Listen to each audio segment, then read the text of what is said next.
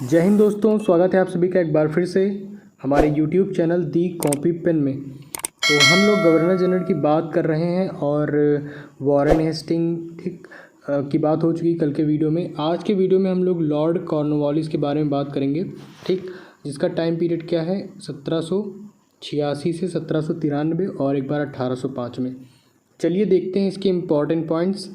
तो इसके समय में ज़िले के समस्त अधिकार कलेक्ट्रेट के हाथों में क्या कर दिए दे दिए गए, ठीक। इसके समय में जो ज़िले के समस्त अधिकार थे वो कलेक्टर के हाथों में दे दिए गए, ठीक।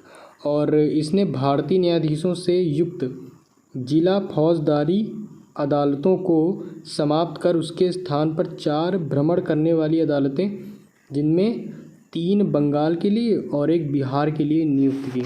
कौन सी भ्रमण करने वाली अदालतें। इसके बाद एक और पॉइंट की बात करें तो कॉर्नवालिस ने 1793 ईस्वी में, ठीक, कॉर्नवालिस ने 1793 ईस्वी में प्रसिद्ध कॉर्नवालिस रोड का निर्माण करवाया, ठीक, प्रसिद्ध कॉर्नवालिस रोड का निर्माण करवाया जो शक्तियों के पृथक्करण सिद्धांत पर आधारित थी।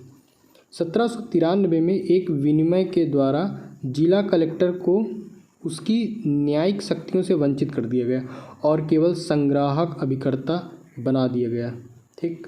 ये इतनी बात हो गई। इसके बाद पुलिस कर्मियों के वेतन में वृद्धि के साथ ही ग्रामीण क्षेत्रों में पुलिस अधिकार प्राप्त जमींदारों को इस अधिकार से वंचित कर दिया गया। नेक्स्ट पॉइंट की बात करें तो कंपनी के कर्मचारियों के व्यक्तिगत व्यापार पर क्या प्रतिबंध लगा दिया गया और जिला में पुलिस थाना की स्थापना कर एक दरोगा को इसका इंचार्ज बनाया गया। किसको? दरोगा को। अगले पॉइंट की बात करें तो भारतीयों के लिए सेना में सूबेदार, जमादार, प्रशासनिक सेवा में मुंसिफ सदर, अमीन या डिप्टी कलेक्टर से ऊंचा पद नहीं दिया जाता था।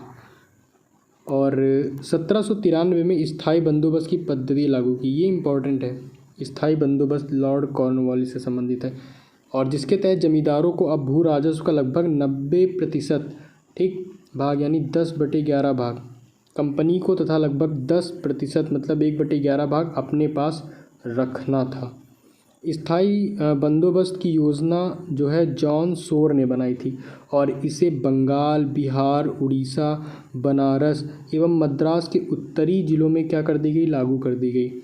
इसमें जमींदार भू राजस्व की दर तय करने के लिए स्वतंत्र थे। भू राजस्व वसूलने की 2 व्यवस्थाएं थी, एक रैयतवाड़ी और महलवाड़ी या महालवाड़ी। ये इंपॉर्टेंट है, ये आप ध्यान से चलिए पढ़ते हैं इसको। तो रैयतवाड़ी क्या है?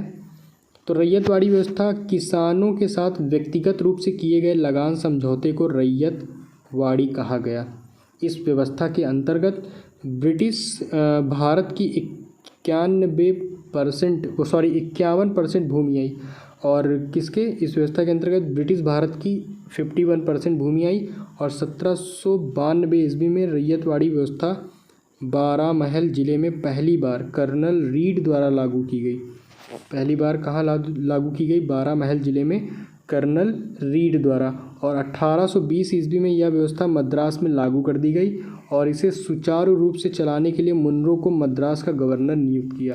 किसको? मुनरो को, ठीक।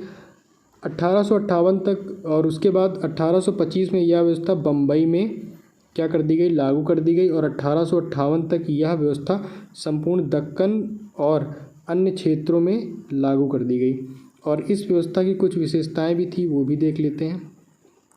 सरकार और किसान के बीच कोई बिचौलिया वर्ग नहीं था।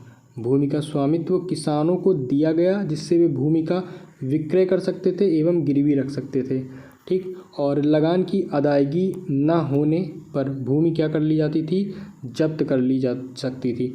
और लगान अदायगी की प्रत्येक 30 वर्ष बाद पुनर्समीक्षा करने की व्यवस्था की गई। राजस्व के रूप में किसानों को उपज का लगभग 1/2 भाग देना था, जो धन के रूप में भी देना होता था, 1/2।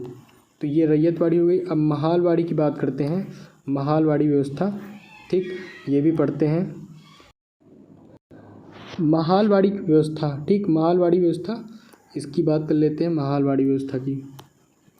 तो महल शब्द से तात्पर्य है जागीर अथवा गांव और इस पद्धति में सरकार ने राजस्व के लिए कृषकों से सीधा संपर्क नहीं किया, बल्कि गांव या जागीरों के मुखिया या लंबरदार को राजस्व वसूली का आधार बनाया। 1922 में यह व्यवस्था प्रारंभ की गई और यह व्यवस्था गंगा की घाटी, आधुनिक पश्चिमी उत्तर प्रदेश, मध्य भारत के कुछ भाग तथा तत्कालीन संपूर्ण पंजाब में लागू की गई। इस व्यवस्था में पहली बार लगान तय करने के लिए मानचित्रों तथा पंजियों का प्रयोग किया गया और इस व्यवस्था का जन्मदाता हॉल्ट मैकेंजी, इम्पॉर्टेंट है, Mahalwari related to Holt Mackenzie, ठीक, Mahalwari related to Holt Mackenzie, यहाँ से आप पढ़ सकते हैं। और 1833 में मार्टिन बर्ट तथा जेम्स टॉनसन, ठीक, 1833 में मार्टिन बर्ड तथा जेम्स टॉनसन के बंदोबस्त में यह अपने सबसे अच्छे रूप में सामने आई। प्रारंभ में इस व्यवस्था में लगान उत्पादन का 2/3 भाग था, बाद में इसे घटाकर 1/2 भाग यानी 50% कर दिया गया, ठीक। तो अभी शॉर्ट में देख लेते हैं। तो भू राजस्व संग्रह करने की विधियाँ कौन सी थी? एक तो आपने रैयतवाड़ी देखी और एक महालवाड़ी, ठीक, और एक और थी जमींदारी। तो ये क्षेत्रफल है, ये पक्ष है, मतलब पक्ष, और इसमें क्या था 19% और जमींदार में जमींदार होता था, और इसमें रैयतवाड़ी में किसान था और महालवाड़ी में 30% मुखिया लंबरदार होता था।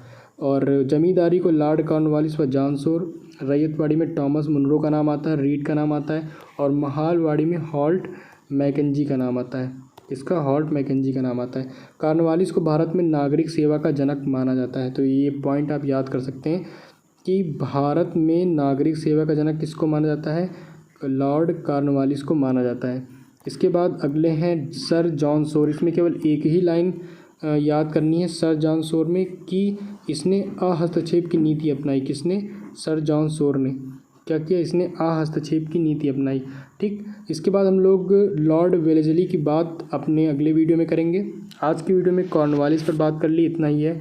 और वीडियो में अंत तक बने रहने के लिए आपका बहुत बहुत धन्यवाद। मिलते हैं हम लोग अपने अगले वीडियो में। अगर आपने हमारे चैनल को सब्सक्राइब नहीं किया तो प्लीज़ सब्सक्राइब कर लीजिए, ठीक, लाइक कर दीजिए और शेयर भी कर दीजिए।